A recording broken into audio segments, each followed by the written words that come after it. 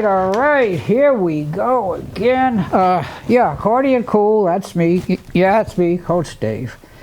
Now, if Austin puts on a wide shot, you might see that there we are. I am not alone here today. Now, the reason being is after last week's show, Austin said to me, is there something you can do to make the set a little more attractive? Here we go. There we are. We have two young ladies here today.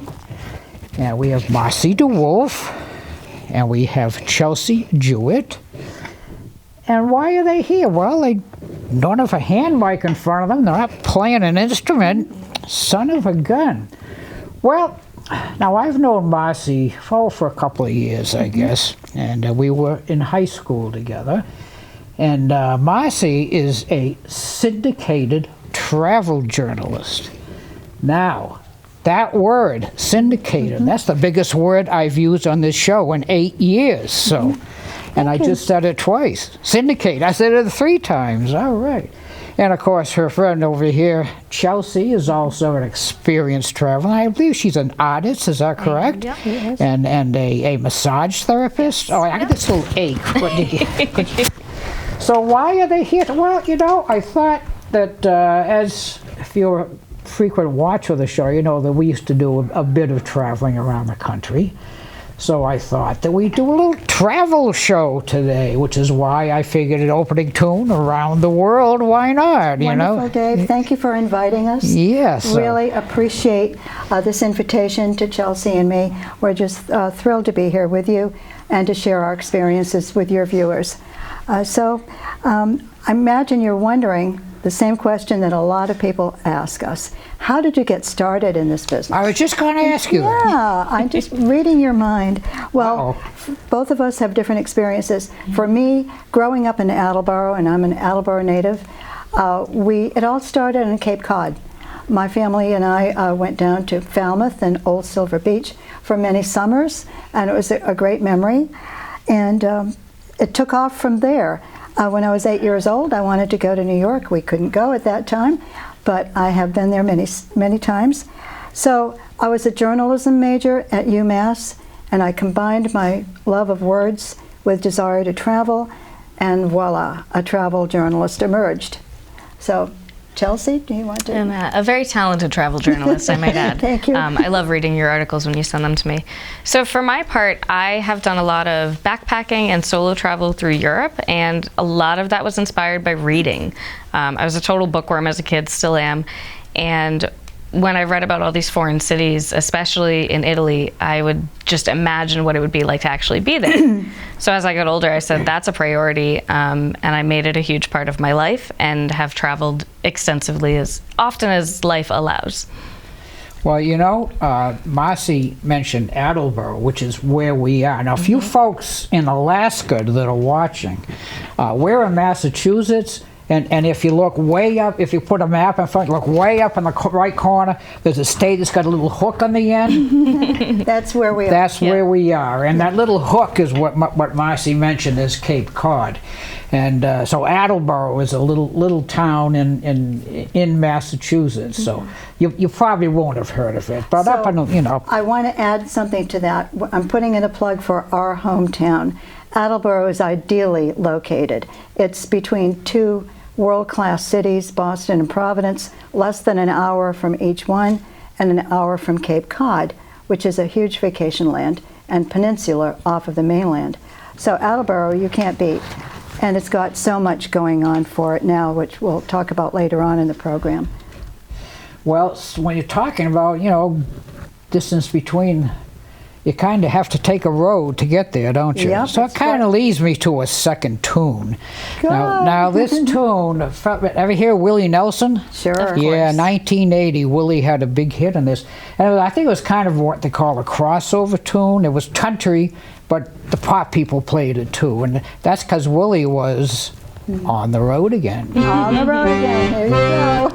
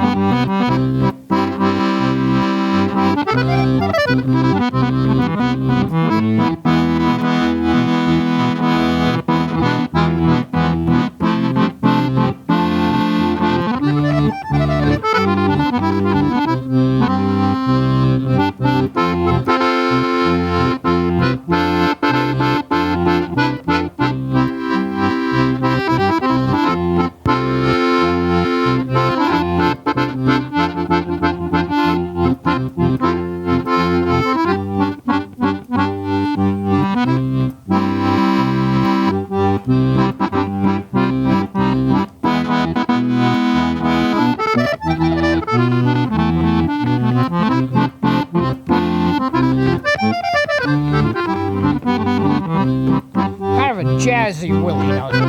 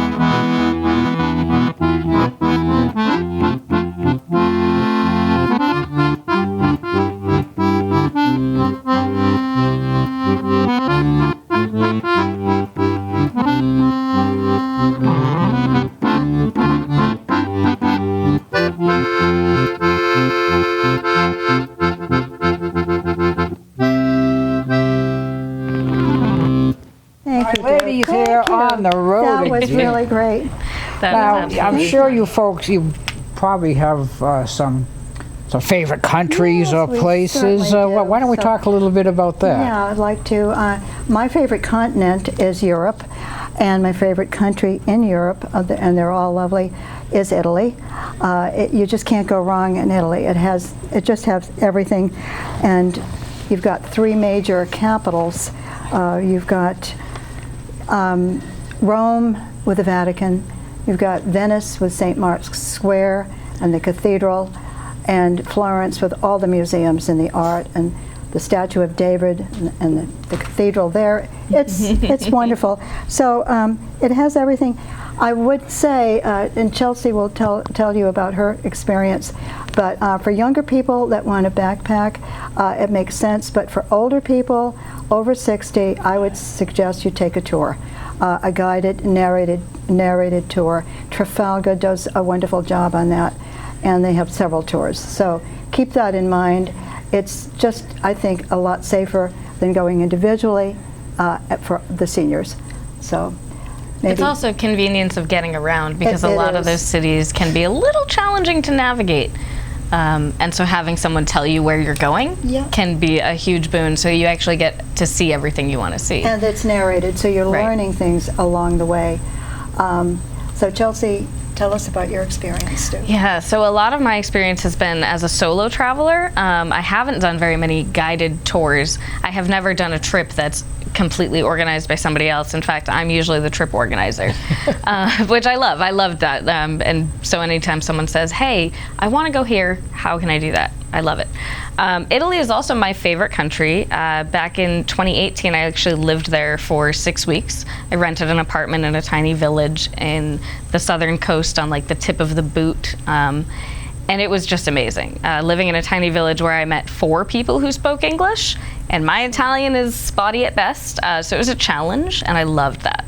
But in Italy, everyone's so welcoming and warm, and the food is amazing. I mean, as everyone knows, that's what Italy is known for.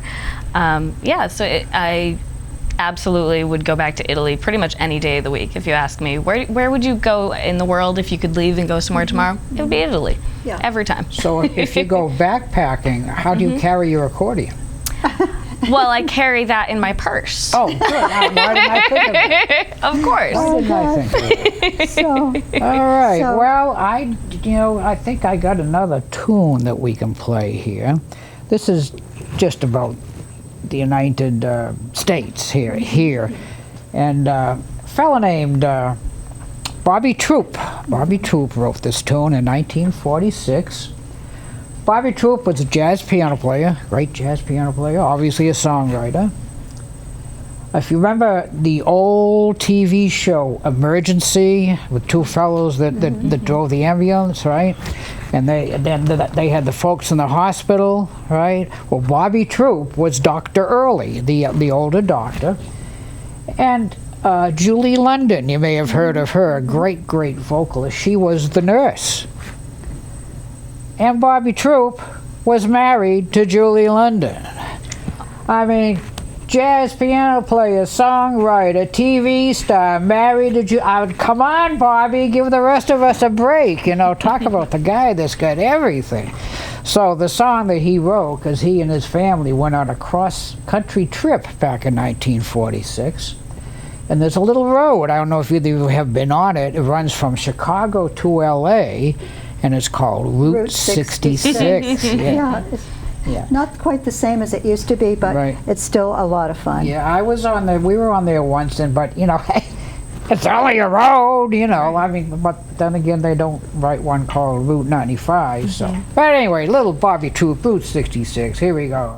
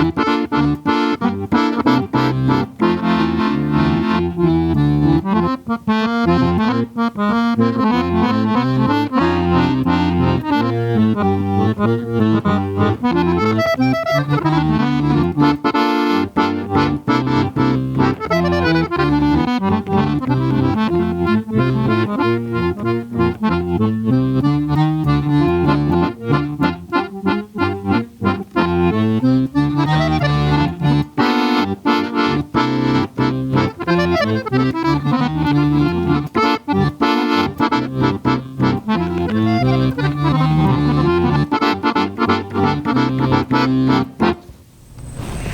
good. 60s. Excellent. Now, Dave, I'd like to share some special moments, and I think Chelsea would too.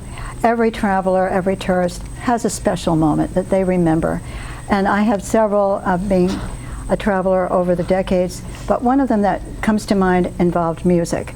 And it was in Finland, which is one of my favorite countries.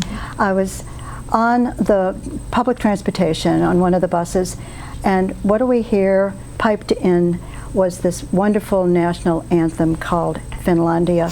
Finlandia was composed by Jan Sibelius, who was their national composer.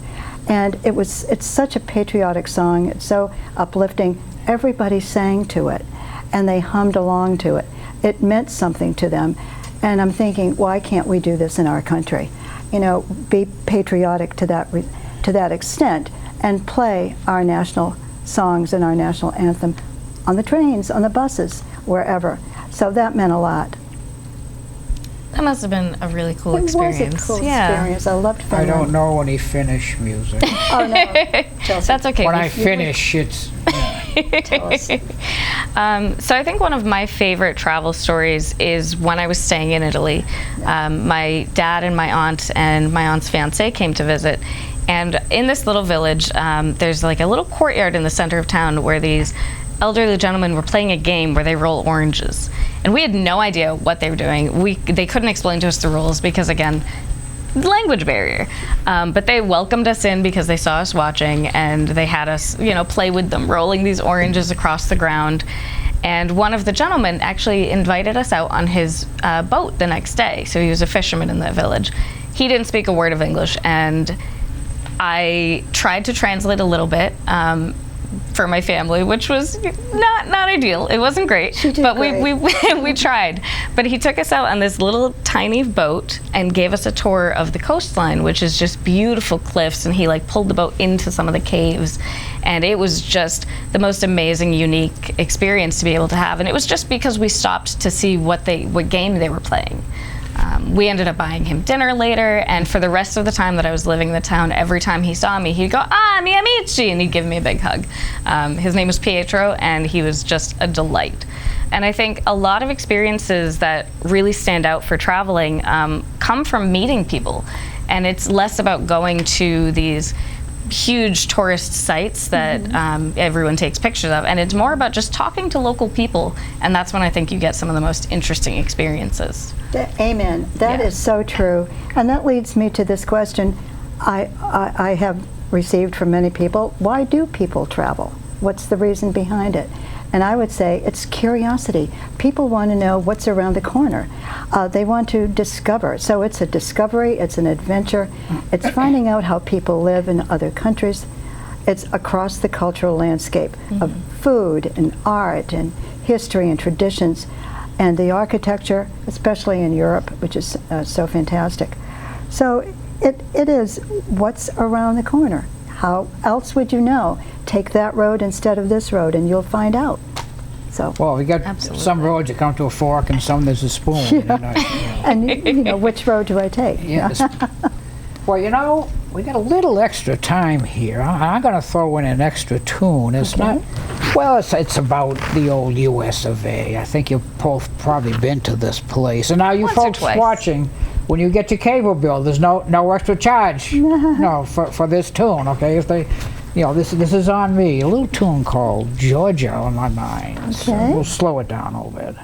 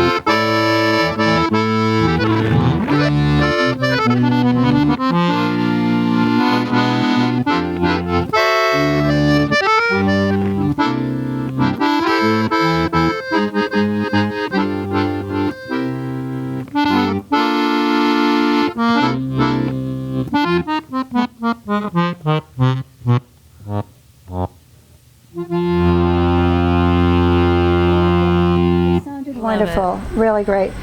Dave, I wanted to mention that many of the people that read my columns ask me, should we go to Europe? Should we travel abroad?